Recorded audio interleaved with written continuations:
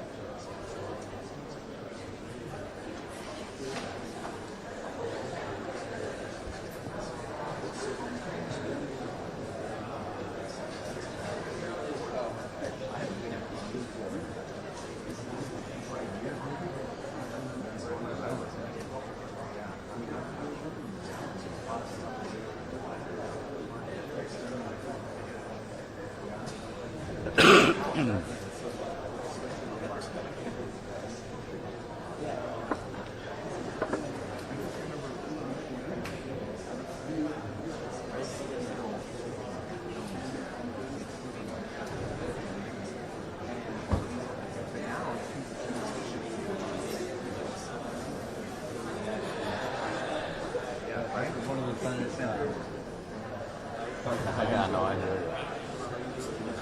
I don't know if it's like, no, I don't think they changed at all. I wonder if I should go down to Denmark. I don't think they're rolling on both. I don't want to be able to stand Oh, there you I love that. I love it. That's fun. That's funny, man. I have to send a stupid email every morning.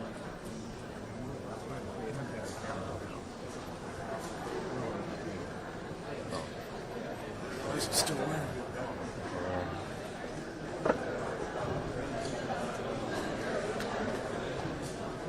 There's way too much interference in here. There's way too much. There is, yeah.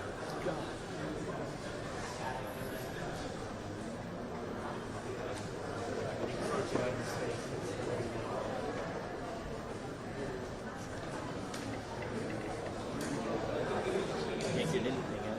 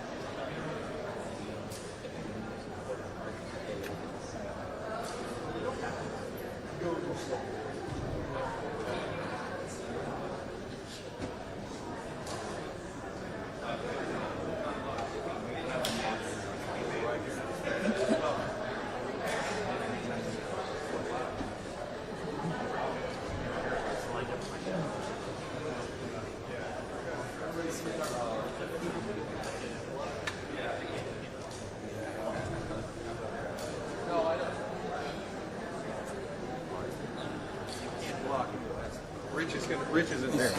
Is there any way we can get on here? They're not letting us go in between the desks. I asked if we could go in between, and they said no. They said nothing beyond this list. I don't know. Rules of the house. Did you talk to Nick though? Yeah, it's all there. Because he came back over and said that. Oh, Oh, we were. maybe we can get them Yeah, once you put it in there, I'll go talk to Nick. Okay. We're just trying to stick it. Put it there and I'll go talk to Nick. Okay. Thank you, Paul. Your point of congressional districts in ways that California can't something, and they had a choice. Has been undermined as part of, if they want to fight against That this is only if Texas moves forward. Flora seconds that the reading of the President to stop trying to rig next year. 700 jobs. You? Anyone? Someone to stand up. California is not going to sit down and be a bystander. If you want to be taken seriously, you need to be able to explain to us why you don't want to give this to the voters.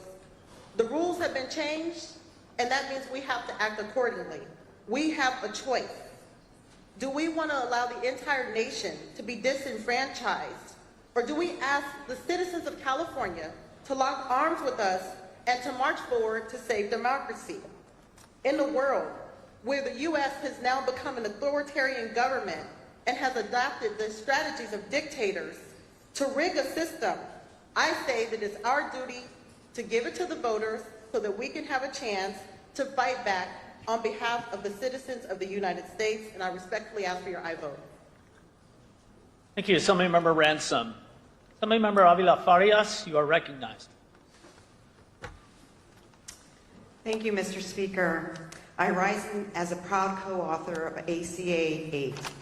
For years, Trump's administration has targeted our state, holding California wildfire and disaster relief hostage, taking food out of the families' mouths by cutting SNAP benefits, terrorizing immigrant communities with brutal raids and no due process, and kidnapping our community members, imposing tariffs that have punished the working families.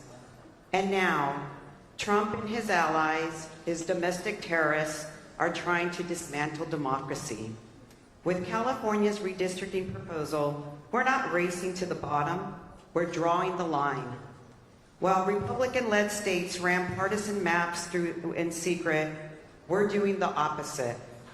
Voters made it clear they want independent redistricting, not partisan power grabs. For those who know me, I have dedicated much of my public service to protecting the right to vote and to ensure that historically disadvantaged communities enjoy a voice at the table. Every state should have an independent redistricting commission. And guess what? This measure, we still do.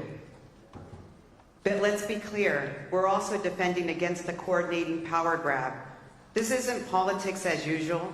This is an emergency. This is an emergency for our state. This is an emergency for our country. It's an emergency to protect our democracy. California will always defend the right to vote, and we will, and the will of the people. Unlike Texas, we won't be silenced that voice. We will send the issue to the ballot box where it belongs.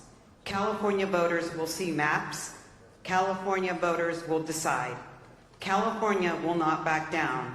We will protect our vote, our voice, and our values. Thank you. Thank you, Assemblymember Avila Farias. Assemblymember Michelle Rodriguez, you are recognized.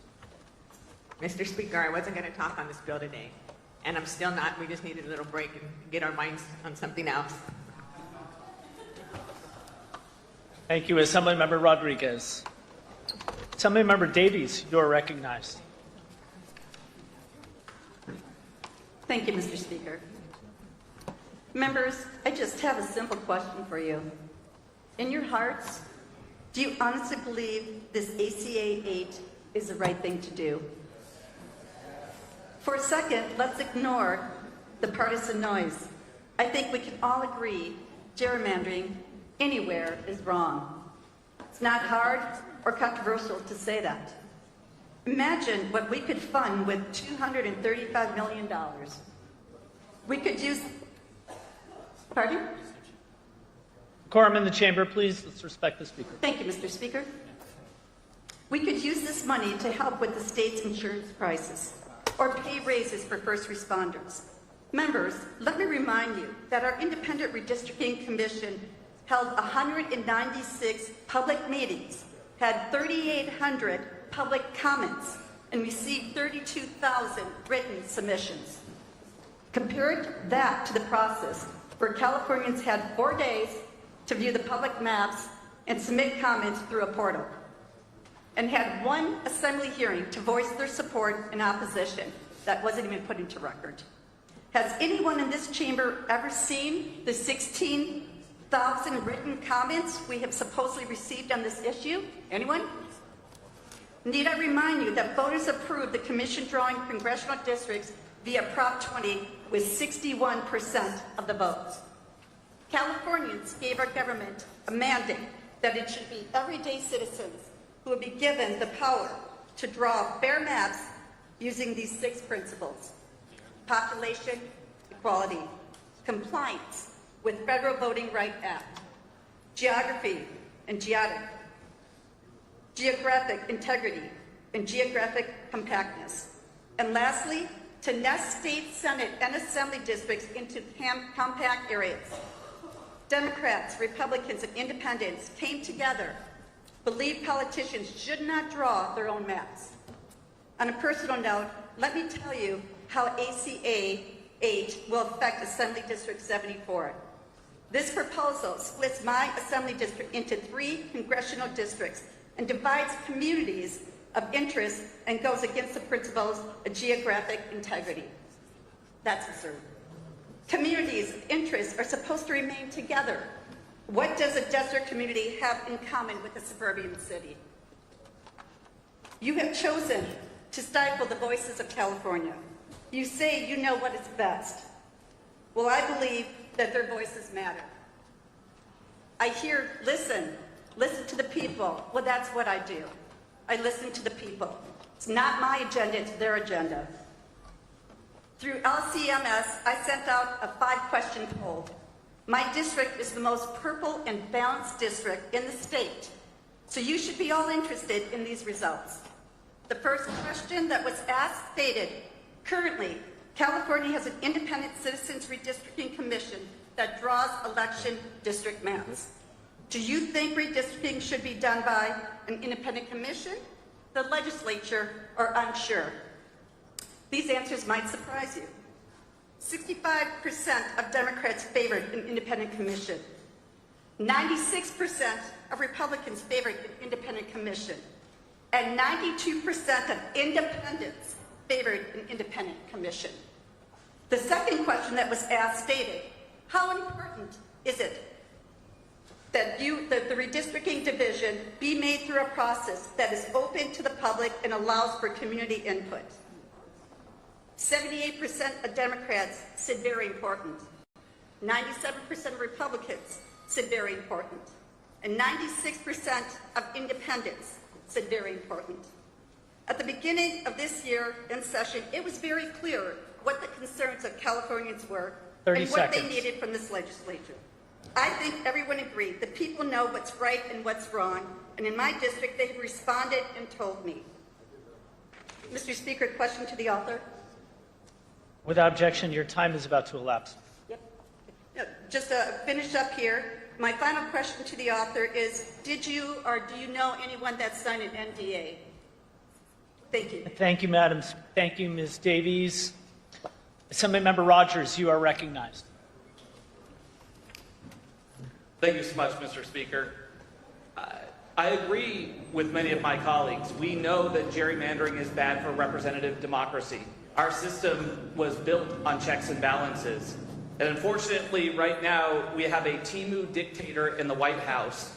And we have a Congress that has completely abdicated their responsibility to act as that check on that dictator. And I do not for a moment want us to leave here with sound bites of sanctimonious pearl clutching from my colleagues about protecting Californians without making sure we talk about what our legislature has been doing this year to protect Californians. Not one of my colleagues across the aisle has condemned the president for turning our military against our own people in LA and in DC. Not one of my colleagues across the aisle condemned the president for sending armed thugs to a press conference that the governor and the legislature was having last week in an act of intimidation. Not one of my colleagues across the aisle has condemned the president for being in the Epstein files. Not one of my colleagues across the aisle has condemned the president for withholding funds for fire victims in California. If we're going to talk about protecting Californians, we're going to talk about how this legislature is protecting Californians. To quote and paraphrase Ben Franklin, it's a democracy if they choose to keep it. Every time we go to the ballot box, we get to choose if we are going to fight for democracy.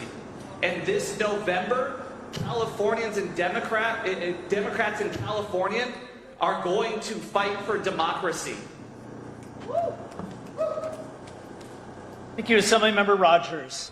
Assemblymember Fong, you are recognized. Thank you, Mr. Speaker. I rise as a proud co-author of ACA and its importance of defending our democracy.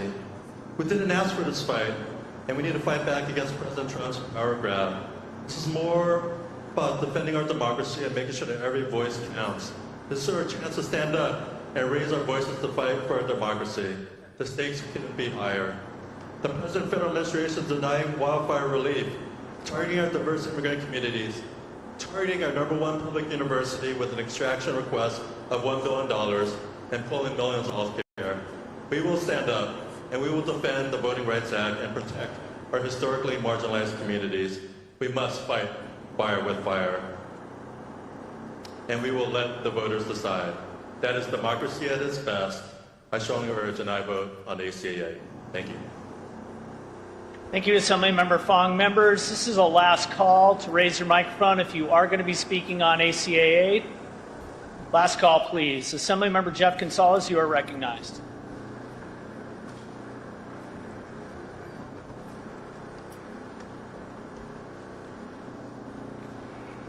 Colleagues, today I rise in complete and utter disappointment. We're about to potentially waste $230 million to undo something Californians already decided on in 2010. That an independent commission, not the governor and not the legislature, should draw district lines. The majority of Californians don't want this. Yet here we are. I'm exhausted that this is what we're choosing to spend our time on. This body has all the power to make the lives of Californians better. And Californians are sick and tired of watching us come to this floor week after week with no solutions to the crises that we're facing. We as a body are out of touch with the issues raging in our state. From affordability, healthcare, to the housing crisis, to homelessness. As a Marine Corps veteran, it sickens me to know that men and women who I've fought alongside are sleeping on the streets. We can fix that, but we aren't.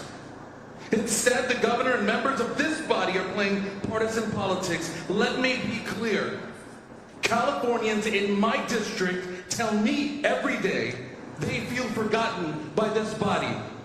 Forgotten. Let me be clear about that. You see, in my district, the needs are urgent and real. Palo Verde Hospital in Blythe is on the brink of closure. I requested $4 million in emergency funding to keep it operating, a lifeline that was not fulfilled. As a result, the hospital now faces an uncertain future, and residents of Blythe could soon be forced to travel over 100 miles just to access emergency care. This is not just a healthcare issue, it's a public safety crisis. In Imperial County, the last sugar beet plant, Spreckles, has shut down, wiping out over 700 jobs in a county that already suffers a 20% unemployment rate. And yet, instead of focusing on jobs, we're debating on gerrymandering. At Ironwood State Prison in Blythe, leadership is doing incredible work rehabilitating incarcerated people with programs that gives men something to look forward to. Imagine what a fraction of this money could do there. In the mountain communities from Winchester to Anza, families live with the constant threat of wildfires. We should be filling reservoirs and doing real forest management, but we aren't. I've heard arguments in these halls that just because Texas is doing it, we should too. That the White House is holding on to money that should go to California and democracy is in flames. Colleagues, two wrongs don't make a right, like my colleague said. But if democracy is on the line, that California should be strengthening it, not rigging it for political gain. Hundreds of millions of dollars could be directed towards fighting food insecurity, helping organizations like FIND and the Imperial Valley Food Banks, who are doing God's work every single day and serving the most vulnerable in our communities. We cannot claim to serve the people while prioritizing their most basic needs. And I could go on. Families in Imperial, Riverside, and San Bernardino County can't afford gas, groceries, childcare. Parents are choosing between filling their gas tanks or their fridge. That's the reality my district is living with every single day. So let me ask, why are we wasting time and money on reckless measures that is being pushed down onto Californians from those at the highest levels of government in our state? You know, when I was at war, at least I was able to see the threats coming at me. But here in Sacramento, I have no idea about the backroom deals. 30 seconds. 30 seconds. We still can't get answers as to who actually drew the lines. I ran for office because of my son RJ, who has cerebral palsy.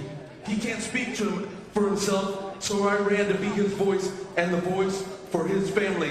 And we fought together to take back in-home supportive services. We work together to do that. We can do so much more. We can get so much more done. So colleagues, I end by saying this. Let's rise up. Let's work together to fix the problems in our state because we can do it. I've seen it done, so let's make this happen. Thank you, Assemblymember Gonzalez. Assemblymember Arambula, you are recognized. Thank you, Mr. Speaker and members, for the opportunity to present on this floor. I don't oftentimes speak, but I felt called today to be able to share some words. Just yesterday, an icon of this great country reminded me of our family's roots that began in Texas. My father being born in Brownsville, Texas in 1952 during a particularly racist and xenophobic period in American history. A time that was known as Operation Wetback, what is still to this day America's largest mass deportation event. An event that helped to sweep up my father, who is an American citizen, and deported our family to Mexico. That we learned that there are states that value and give dignity and respect to all who call that state home, and states that do not. And so we migrated to the great state of California, to Delano, where it was Dolores Huerta who reminded me yesterday that we were fighting for dignity and respect when it was UFW. My father, who I spoke about earlier, also had the honor of serving in this institution where he had an independent streak. Now, back in 2008, he was one of those Democrats who, along with Republicans, voted for the Independent Redistricting Commission to go before the people. And so it is with great pride that many of us have been watching their work and honored by the service of those who wish to serve on that commission. And I, too, was watching each one of those hearings and impressed with what was happening in 2020. But I had dinner with my father this past weekend, and I spoke with him about that vote. And he reminded me that today's electorate looks different than when he made that vote nearly 2 decades ago. That today's democracy looks different than it was 2 decades ago. And that fundamentally representation is about returning resources, the taxes that we pay. And for those of us who come from poor areas, who represent poor people, we are not getting our fair share. And the representation that we have in Congress is not returning resources. That big, beautiful bill was bad for our communities. And despite my ideals of wanting to fight for independence in redistricting, we must make sure we're getting our fair share of resources. And so that means that you have to stand up against your ideals and stand up for your morals.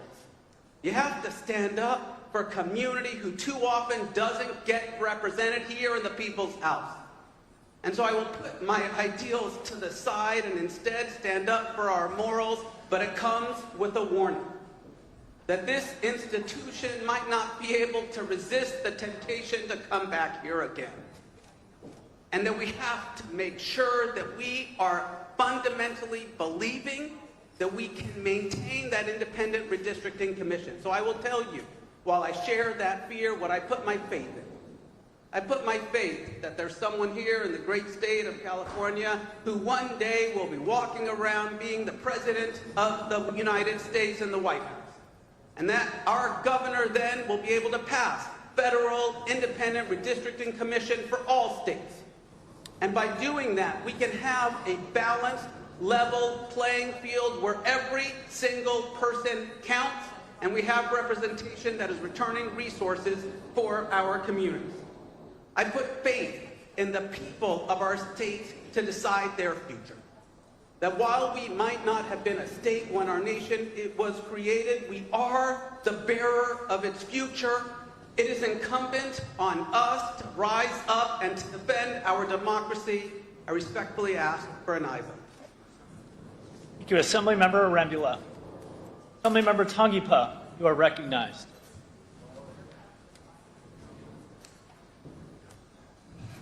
Thank you, Mr. Speaker. This measure before us is neither bold nor principled. It is in plain terms a blatant attack on the most transparent process our state has ever had for drawing congressional districts. It undermines what has become the gold standard for the nation, the Independent Citizens Redistricting Commission. The commission was created to restore fairness, to ensure representation in California is not based on which party controls the government, but on principles of independence, transparency, and community. And it worked. Californians can look at their districts today and they know that they were not manipulated for partisan advantage, and now in just 4 days, with 2 rushed committee hearings and almost no opportunity for real public comment, we are on the verge of throwing all of that away. Let me remind this body, during committee hearings, one of our colleagues brazenly admitted that this entire thing was about partisan gerrymandering. Admitted. Partisan politics. This was a direct response to the question about protecting voters and underserved communities. Not a word about fairness, not a word about transparency, an open admission to partisan gain. So how can we stand in this chamber and criticize Texas, Florida, or other states for gerrymandering when we've joined them in the same practice? How can we demand fairness in the courts or before Congress when we're willing to sacrifice it here at home? We have lost all credibility. Let's not forget, this is not free. We are wasting money and resources on an election that is unnecessary and unwanted.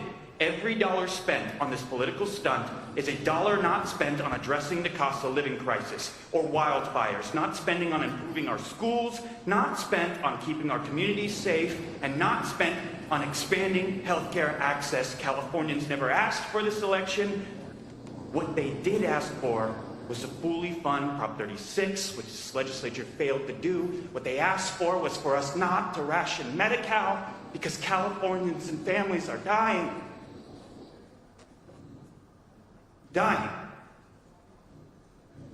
We were told at the start of this session that our priority was addressing cost of living. Yet I haven't seen any bills rushed through 4 days to lower utility rates, to make housing more affordable, to bring down our food prices. But when it comes to the bills that serve political ambition, suddenly 4 days is plenty of time. Suddenly co-authoring bills without even reading them is no problem. This isn't just bad policy. It flies in the face of established fact. Study after study shows gerrymandering reduces federal dollars coming to our communities, depresses voter turnouts, disenfranchises us, and even leads to lower wages. None of that helps Californians who are already stretching every single penny thin. None of it helps to cover rent, grocery, gas. None of that helps the families that are deciding whether to pay for medicine, or if they can afford their utility rates, or if they can make an insurance payment, or if they can afford to even buy a house for the next generation. None of it. These facts again highlight my concerns with our spending problem and leveraging the future $10 to $30 billion structural deficit is what we were told with the LAO and the Department of Finance. That is year over year, all the way to 2028. If we don't stop this reckless spending on measures like this, we're going to drain what's left of our rainy day fund, and we're going to have to make significant cuts for Californians. And you are saying for partisan gain, it is worth it for families that are dying. To me, the message from the majority party is clear. Principles and independence only matter when it's politically convenient, and Californians can do worse better. 30 seconds. Shameful. The level of Trump arrangement syndrome in this party is debilitating our ability to govern properly. It is being claimed that the reason for this bill is to combat authoritarianism before redistricting, before the big beautiful bill, before any cuts were implemented. It was this legislature that stripped the minority of the committees because they spoke out in opposition. It was this legislature that restricted our time. The real authoritarian problem is in the mirror. The whataboutism can Thank go you, forever. Assemblymember Illinois Taifa. and everywhere else. Thank But you, it's Assemblymember unfortunate that Taifa. the youngest member of this committee. Assemblymember Harbidian, you are recognized.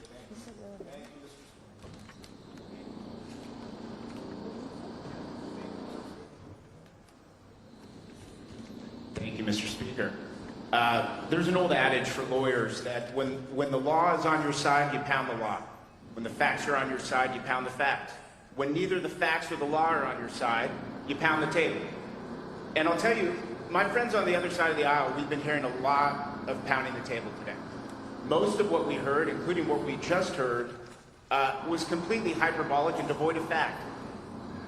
And with all the bluster, let's be clear about the admission of partisan gain. There is a representative that will go down in history in Texas, one by the name of Representative Todd Hunter, who admitted that this was nakedly partisan, what happened in Texas.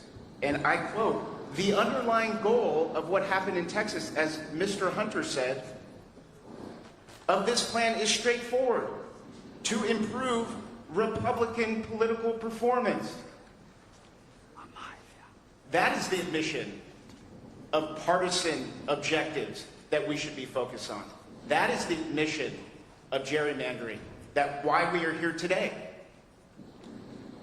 And for every friend across the aisle that stood up today, including my friend from Fresno, that has held up independent commissions for redistricting as the model, when my friend from Merced introduced AB 1441 for independent redistricting in her district, every single one of you voted against it.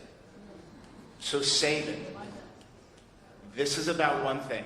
It's about one man trying to control California, trying to control our country.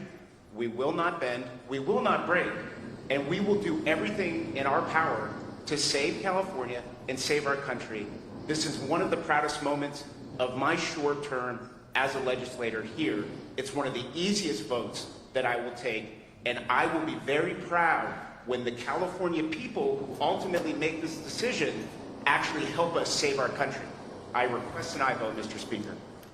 Thank you, Assemblymember Harbidian. Assemblymember Hoover, you are recognized.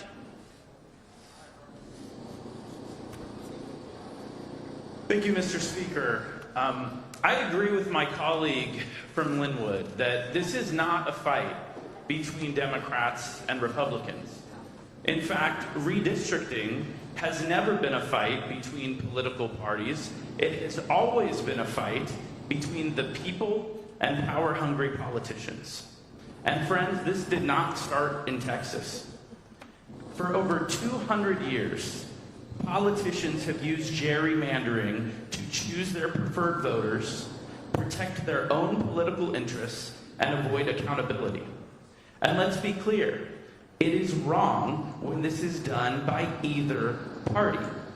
In fact, many of the points raised by my colleagues on this floor today highlight the harms of partisan gerrymandering and underscore exactly why politicians should not be drawing their own maps. That is why I was proud when California citizens chose a better path forward. A system where politicians no longer choose their voters, but one where the voters get to choose their politicians. Our Citizens Redistricting Commission is a model for the nation, and a model that should be adopted nationwide to end all partisan gerrymandering once and for all. Despite Governor Newsom's insistence that ACA 8 preserves this model, make no mistake that it undermines the will of the voters and forever tarnishes California's legacy as a leader on independent redistricting. You are all correct that the voters will get a say once again if this passes today. And I truly believe that they will see through this veiled attempt to return power to the politicians. As of this week, polls already show that 64% of Californians do not support the proposal before us today. So I urge you to reject this race to the bottom, to stand on principle, and vote no on ACA 8. Thank you, Assemblymember Hoover. Assemblymember Kalra, you are recognized. Thank you, Mr. Speaker. It's really tiresome to hear the sanctimonious cries from the opposition to this measure. For the past several weeks and even months, as Trump has been clamoring for more and more power, talking about having a third term, and then very directly demanding seats be given to him that he's entitled to from Texas, we didn't hear our Republican colleagues say a word about that. When it's their party in control of Congress, their party in control of the White House, that fight was brought to us. And we didn't hear anything about redistricting and fairness at all until today, when it's brought to our doorstep. And we have to now stand up to defend our democracy against a tyrant. And these crocodile tears about, oh, what about the children? Oh, what about health care? When not any one of them spoke about this big ugly bill that was passed that's going to take over $1 trillion away from Medicaid, millions in SNAP, giving food to children and seniors. They talk about a cost of an election. They never talk about a cost of an election when time and again they try to recall the governor. We didn't hear about cost of an election then, but we hear about it now. What is the cost of election? Oh, about the cost of one Trump ballroom. So let's be real about what we're talking about. When we talk about getting on your knees, we talk about taking and bending the knee. You're bending the knee to a tyrant, and we will not have any kings. We will have no kings in America. Not as long as California exists. Not as long as we have the ability to fight back. We will not have a king. You all are choosing your supreme leader over your own constituents. You're choosing your supreme leader, Trump, over children that are going to lose health care and food. You are making that choice. And we're standing up against it. We're not going to stand up for trillions in tax cuts for billionaires. We're going to stand up for democracy. We are going to go down fighting for our democracy. And we'll let you be on the wrong side of history, Republicans. That's right. Thank you, Assemblymember Kalra. Members, this is the second and final request. Anyone who wishes to speak must raise their microphone now. If they do not, we will not be recognized.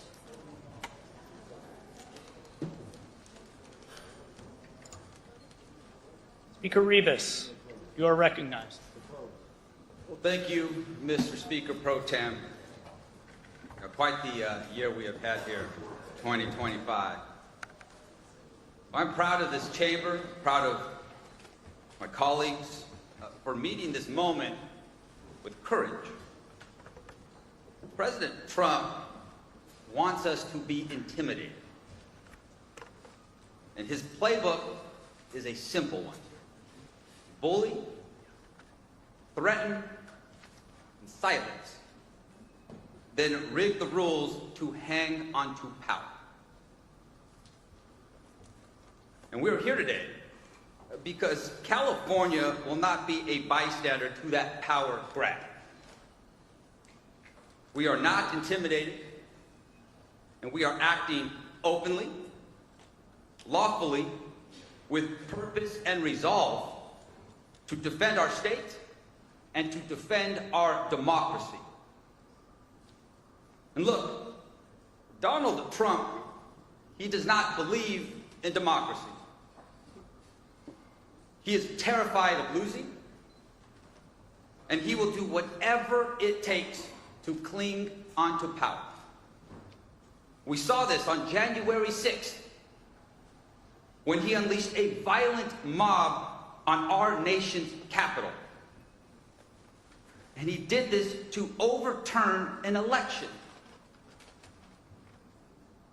We saw it yesterday in the state of Texas, where Republicans advanced a mid-decade map designed to flip up to 5 congressional seats and lock in a partisan edge in the U.S. House of Representatives at President Trump's order. Again, this is the same dangerous playbook. If Trump can't win fairly, he'll try to make it impossible for Republicans to lose. And why? Because Donald Trump knows what we know. Voters are ready to hold him accountable, from California to New York, from north to south. But of course, President Trump, he doesn't want to be held accountable for his failures in an election, especially the next one. And that's why he is trying to rig it. And of course, our Republican colleagues in this chamber don't want their party to be held accountable by voters, and certainly not in California. Accountable for ripping away $1.25 billion from our state for food assistance for hungry kids, hungry children, our most vulnerable families.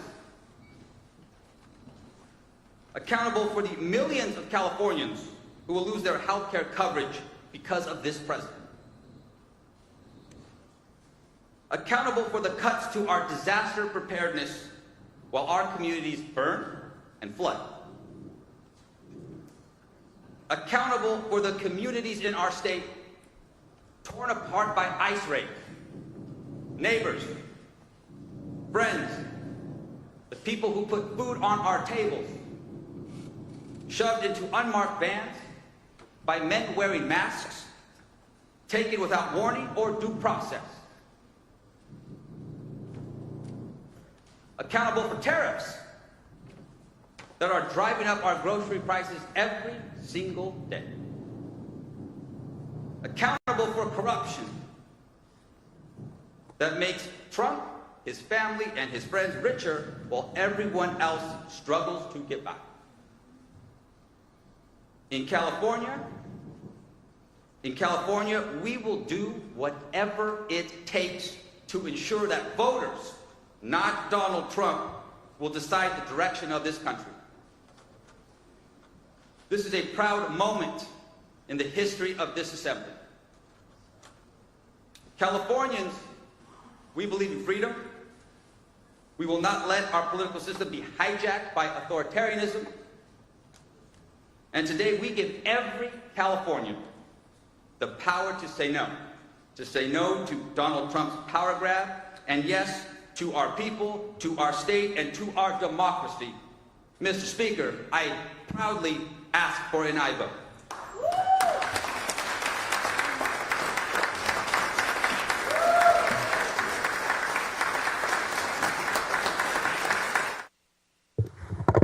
Thank you, Mr. President. I'm okay, I think. I stand with the Senate for this bill that sets in place plans to hopefully prevent any tragedy like this to happen again. I don't have the words to express the profound sorrow that you've had to experience. We will continue to pray. Thank you very much. Thank you, Mr. President. Anyone else? Before I recognize you, Senator Perry, on final and to have the family stand, I'm going to gavel the bill with this gavel for you. And I'll present it to the families. And at some point, there will be a memorial. And this gavel will have a plate on it with Heavens 27. And you'll use it as you think best. Because this night will always be a part of the history of the Senate. I said to some of you when we first met, and some of you I met at different times, that my focus and our focus was to treat you like family to the best of our ability, not to try to intrude into your life or not to try to do too much, but to treat you as we would want to be treated. And as Senator West said, one of our senators, Senator King, lost a son this year. So know that you are our extended family. You all have my cell number now. So anytime you need your senator or you need us, we're here. Senator Blanco, you used the word grace, and I was going to use that because the one thing besides courage that you've shown, as he and others spoke about, having the courage to come and testify, which I watched and I know it was so hard, you've been so gracious to us. You've treated us so graciously. In a way, you've inspired us to do our best. And we're all better for that.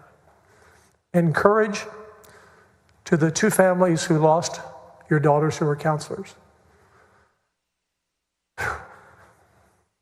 They were old enough and big enough, they could have saved themselves. And they stayed. They stayed. So to those two counselors, I don't know that we have an award for courage in Texas, but if we don't, we need to have one. Because those two 18-year-olds did what Scripture says. You give your life to try to save another. If they were in the Army, they'd be Medal of Honor winners. Senator Perry, you're recognized on final.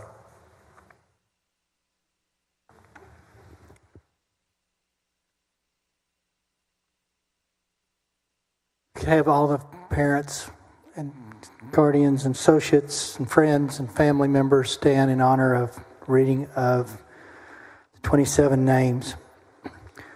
Some of these excerpts came from meeting with the family, and some came from their obituaries and some of their things that we're reading. Yeah, if all the Senate would stand in their honor, I'd appreciate that. Hannah and Rebecca Lawrence, twins from Dallas. Hannah's heart was enormous. She always had lots of questions about people in need and how she could help. Rebecca Lawrence. Rebecca loved animals, all animals, but especially big cats. Syl Stewart. I have a picture of her. That's the first picture I received. And she's still the girl missing that we can't stop searching for. But the freckle-faced big grin on that picture, from my interpretation, not meeting, but seeing Mom that day and Dad later, it was clear to me it was saying, "Here I am, world, come take me on." I could just tell she was a Spitfire. Margaret Bellows, Houston. She loved family, friends, pets, anyone and everyone, everywhere. Mary Grace Baker, Beaumont. When she would spot a teacher, a friend, or their parents in the wild, she would bounce towards you until she gave you a hug so grand that it would nearly knock you over. Blakely McClory of Houston. She wanted to become a veterinarian. Tragically, she had lost a dad and an uncle in the spring, and camp was supposed to be her healing for her. Tragedy abounds for that child, but she's in a whole lot better place and way today. Elise Lula Peck, Dallas. She made everyone feel important, both her two-legged and four-legged friends alike. Mary Kate Jacoby, Houston, was tiny but mighty. She came into this world early and loved deeply. Renee Smashkrala, Ingram, was so joyful and loved being surrounded by friendships, faith, and the beauty of nature. Wynn Naylor, Dallas, loved God, her community, and the outdoors. Kellyanne Lytle, San Antonio, loved school, enjoyed learning, respected her teachers, and adored her sweet friends. Hadley Hannah, as her dad said, she would sneak up on you with sneak attack hugs from Dallas. Hadley loved school and was so excited to start third grade. Sarah Marsh from Alabama, she was fiercely loyal and so much fun. Janie Hunt, Dallas. She loved to tell jokes. She loved church and learning about her Christian heritage and faith. Lenny McCown, Austin. She was proud of her dyslexia and reminded her reading group that if you're dyslexic, that means you're super smart. When she saw a friend struggling to read, she put her hand on their back and said, "It's okay, we can read it together." Lana Bonner, Dallas. She envisioned opening her own animal rescue center with her sister Scarlett, confidently handling security. Molly DeWitt, Houston. She was endlessly creative, a vibrant artistic spirit who loved to draw and design like her mom. Ellen Getton, Houston. She gave every person a hug and would not let anyone leave her presence without a huge one. Lainey Landry, Houston. Her commitment to her faith was unwavering. Mary Barrett Stevens, Austin. She loved playing Rumacube and cards with her family. Abby Pohl, Austin. A loyal friend with a kind heart, possessing a deep empathy beyond her years.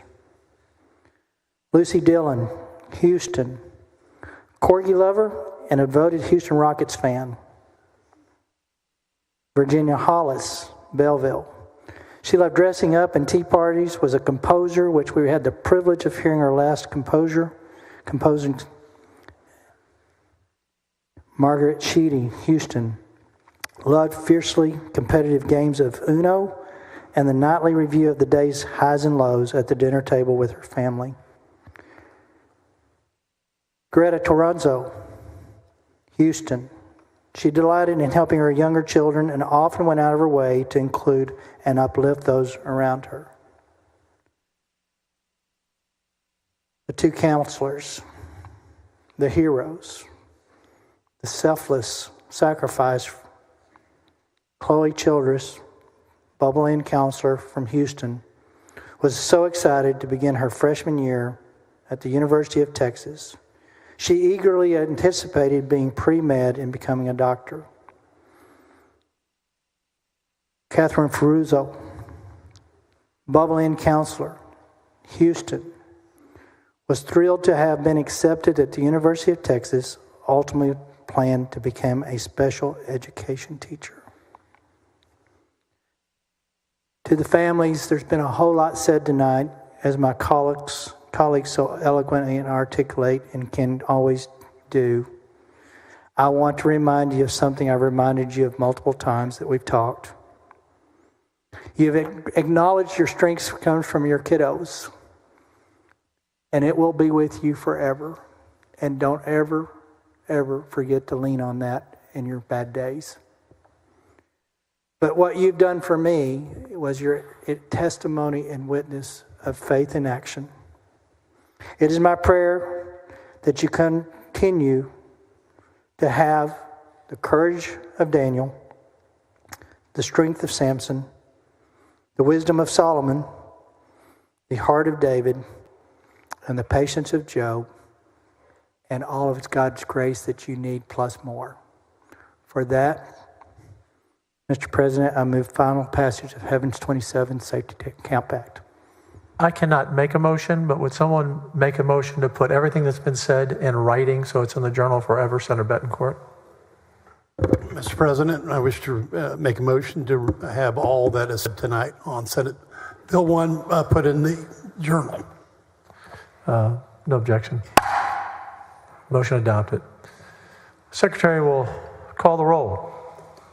Alvarado, Betancourt, Birdwell, Blanco, Campbell, Cook, Creighton, Eckhart, Flores, Gutierrez, Hagenbuch, Hall, Hinojosa, Nueces, Hinojosa, Hidalgo, Huffman, Hughes, Johnson, King, Colcourse, Menendez, Middleton, Miles, Nichols, Parker, Paxton, Perry, Schwartner, Sparks, West, Zaffarini. There being 28 ayes and no votes, Senate Bill 1 has passed in the honor of the 27. Thank you, members. Thank you, Charles.